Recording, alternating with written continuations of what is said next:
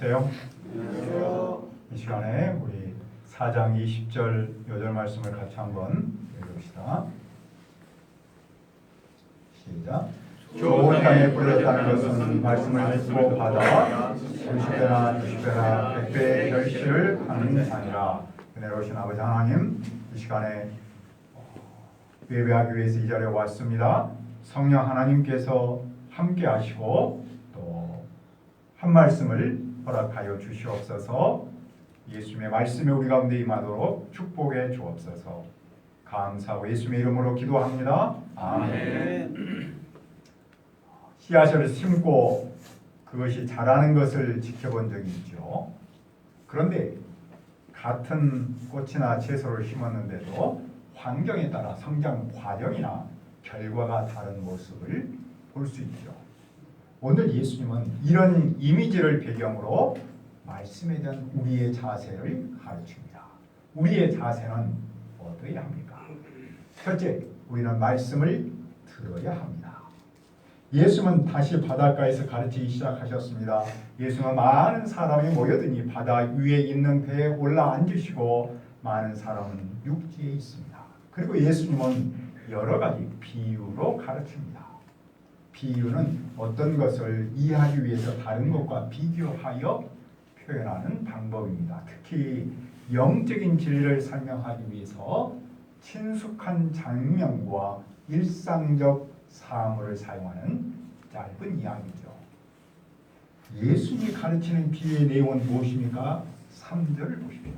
들으라. 씨를 뿌리는 자가 뿌리러 나가서, 예수님은 먼저 들어라라는 말을 강조합니다. 많은 사람이 말씀을 들을 때에 한 귀로 듣고 한 귀로 흘러버리기 때문이겠죠. 또 예수의 말씀을 들으면서도 멍 때리기 식으로 듣기 때문일 겁니다. 예수님은 그들을 향해 말씀에 귀를 기울이고 그 들은 말씀을 마음에 담고 그대로 실천하기를 바랍니다. 그러면 그들이 들어야 할 말씀의 내용은 무엇입니까? 씨 뿌리는 사람이 씨를 뿌리러 나갔습니다. 약 2000년 전 갈릴리의 밭은 오늘의 밭과는 당연히 다르겠죠. 밭은 거의 야산 수준이었고 기계화된 농기구도 없었습니다. 씨를 뿌리는 사람은 씨앗이 든 자루를 어깨에 메고 손으로 그냥 뿌렸습니다. 그러면 어떤 씨는 길가에 떨어지니 새들이 와서 그것을 쪼아 먹었습니다. 어떤 씨는 흙이 많지 않은 돌밭에 떨어졌습니다. 흙이 깊지 않아서 싹은 곧 나왔는데 해가 돋은 후에 타버렸습니다.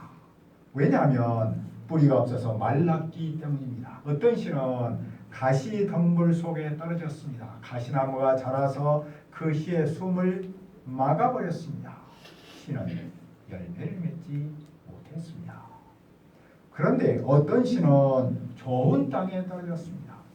싹이 나고 자라서 열매를 맺었습니다. 그리하여 30배, 60배, 100배의 열매를 맺습니다.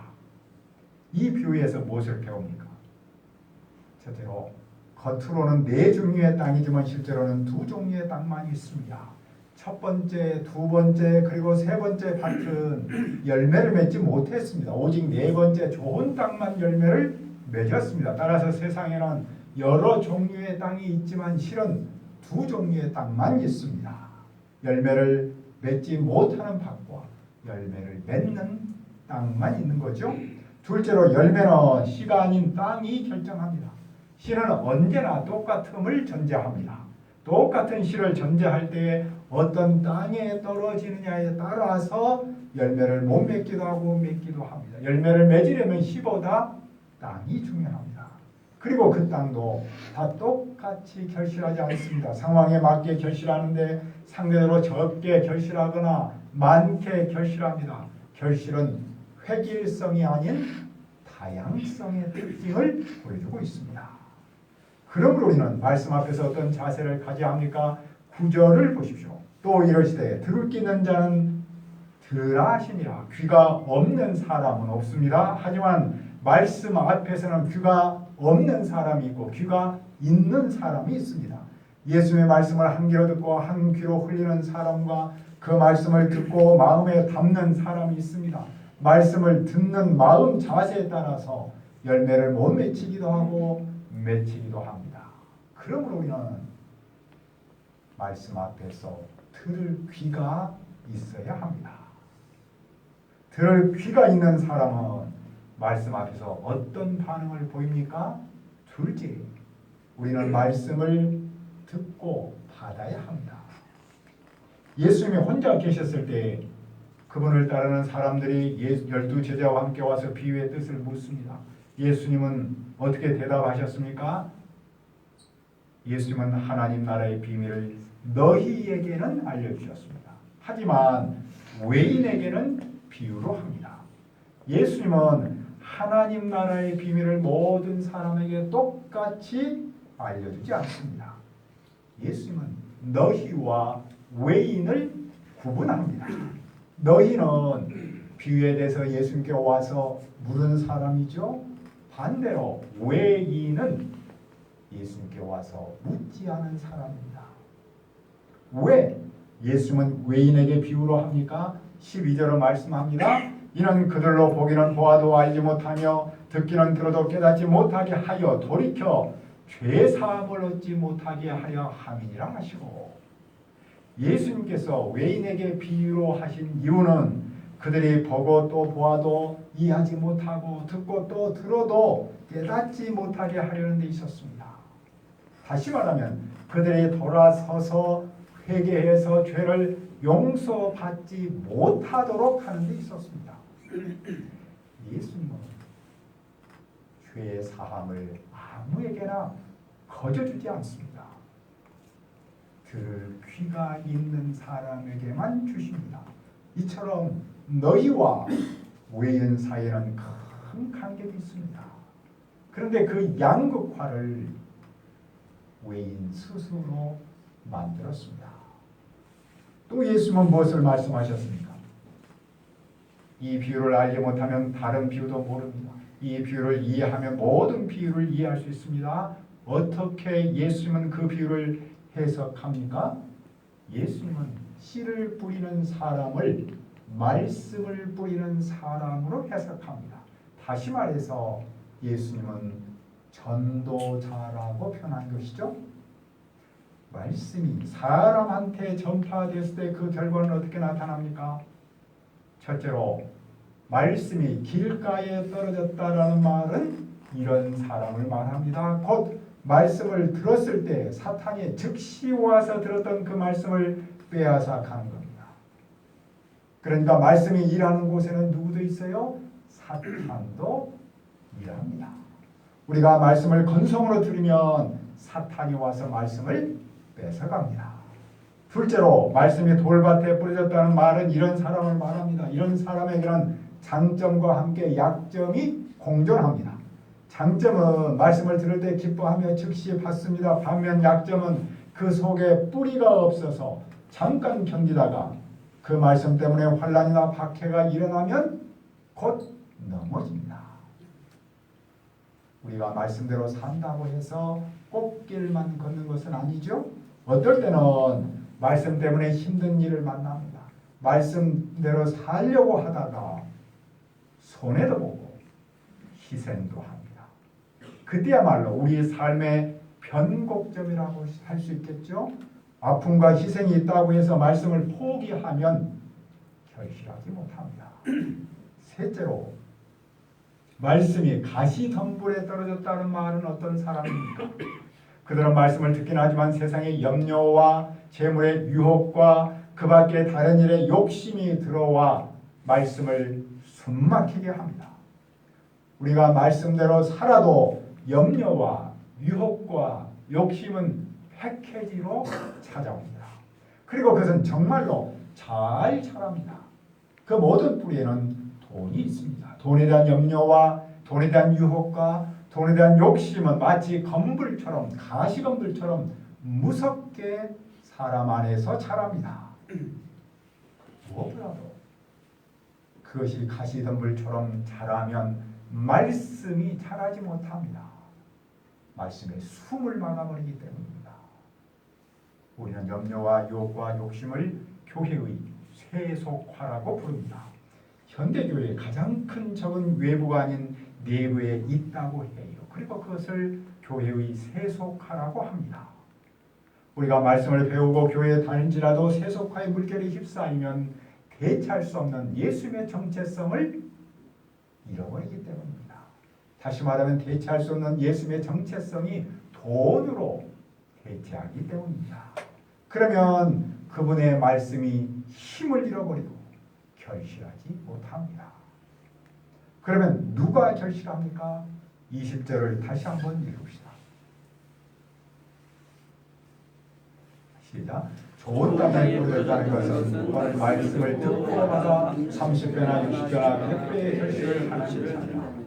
말씀이 좋은 땅에 뿌려졌다는 말은 이런 사람을 말합니다. 그들은 말씀을 듣고 받습니다. 그들은 말씀을 귀로 듣고 마음으로 영접합니다. 그들은 말씀이 자신의 삶을 변화시키도록 맡깁니다. 무엇보다도 그들은 앞에서 있었던 세 종류의 사람들의 약점을 극복합니다.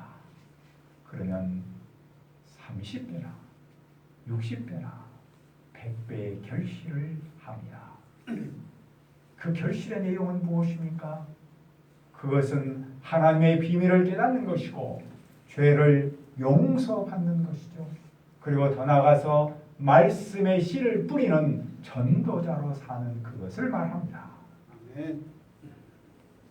이 말씀을 통해서 우리는 무엇을 배웁니까? 첫째로 말씀 앞에서 나를 알 수 있습니다. 이 세상 사람은 얼핏 보기에는 다 비슷해 보입니다. 물론 뭐 피부 색깔이 다를 수도 있고 또 말이 다를 수도 있고 문화가 다를 수도 있지만 개인적으로 만나보면 다 좋은 사람처럼 보이잖아요.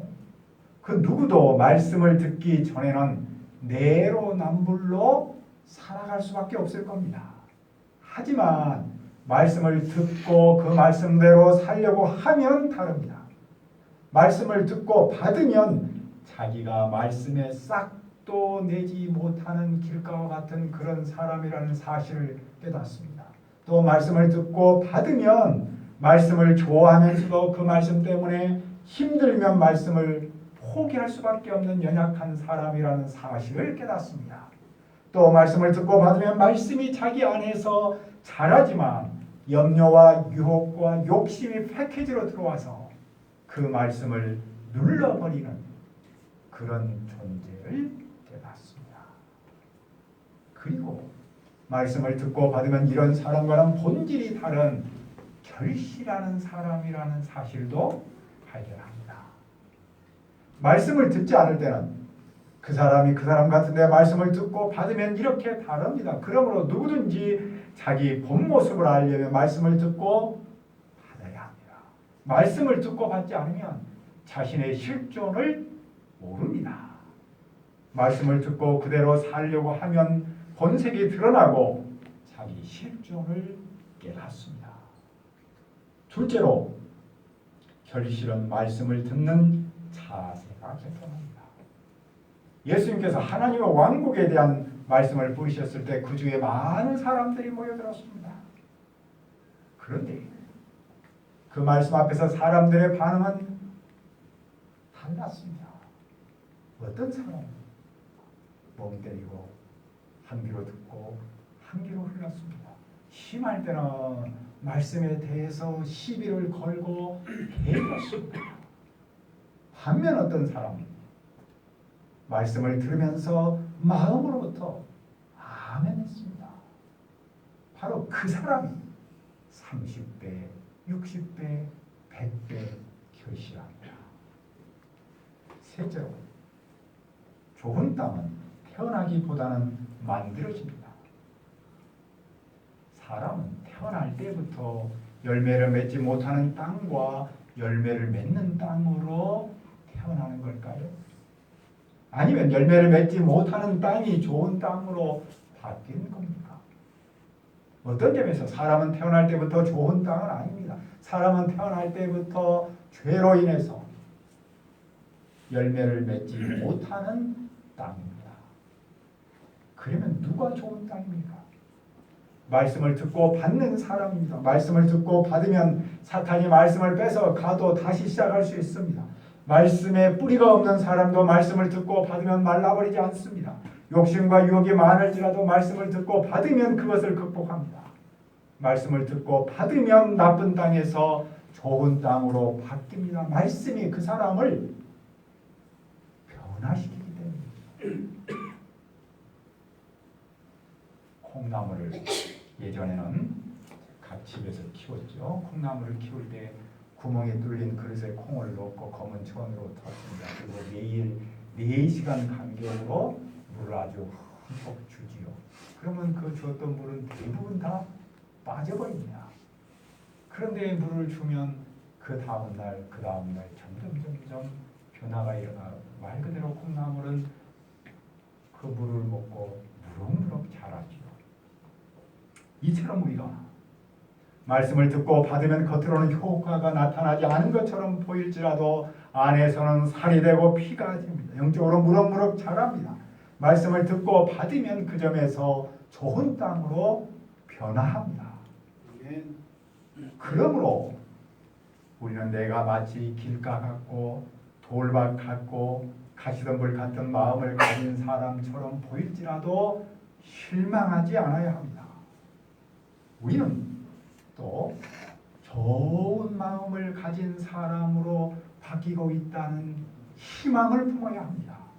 왜냐하면 우리는 오늘도 주님의 말씀을 듣고 받기 때문입니다. 마찬가지로 우리는 결실하지 못하는 사람만 보고 실망하지 않아야 합니다. 내가 그러듯이 캠퍼스와 이웃도 말씀을 듣고 받으면 좋은 마음으로 바뀌기 때문입니다. 그러므로 우리 교회가 힘써야 할 일은 무엇입니까? 교회가 먼저 주님의 말씀을 듣고 받아야 합니다. 그리고 교회가 캠퍼스와 이웃을 향해서 말씀의 씨를 뿌려야 합니다. 말씀의 씨를 뿌리면 좋은 사람을 만납니다. 물론 우리가 현실에서 좋은 사람을 만나기는 쉽지 않습니다. 예수님 앞에도 사실은 좋은 사람보다는 문제 많은 사람이 훨씬 더 많았습니다. 그래도 예수님은 포기하지 않고 계속해서 말씀의 씨를 뿌렸습니다. 실망이 찾아오고 위기가 닥쳐도 변함없이 예수님은 말씀을 뿌렸습니다. 그런 중에 예수님은 좋은 땅을 만나셨습니다. 우리도 씨를 뿌려봐야 좋은 땅을 만나듯이 말씀의 씨를 뿌려봐야 좋은 사람을 만날 수 있지 않겠습니까? 그러므로 우리는 말씀 앞에서 어떤 자세를 가져야 합니까? 우리는 말씀을 들어야 합니다. 우리는 말씀을 들을 뿐만 아니라 받아야 합니다. 말씀을 듣고 받으면 결실합니다. 지금 나는 말씀 앞에서 어떤 마음 자세입니까? 왜 우리는 말씀의 씨를 캠퍼스와 이웃에 계속해서 뿌려야 합니까? 내가 먼저 말씀을 듣고 받아서 결실하고 캠퍼스와 이웃이 말씀을 듣고 받도록 말씀을 뿌리는 사람들로 살아도록 기도합니다. 은혜로우신 아버지 하나님, 예수님께서 이 땅에 오셔서 줄기차게 말씀을 뿌리셔서 오늘 우리가 말씀을 듣고 받도록 인도하셔서 감사합니다. 우리가 결실할 수 있도록 인도하셔서 감사합니다. 이제 우리의 교회가 말씀의 씨를 캠퍼스와 이웃에게 계속해서 뿌리도록 도와주시옵소서. 감사하고 예수님의 이름으로 기도합니다. 아멘.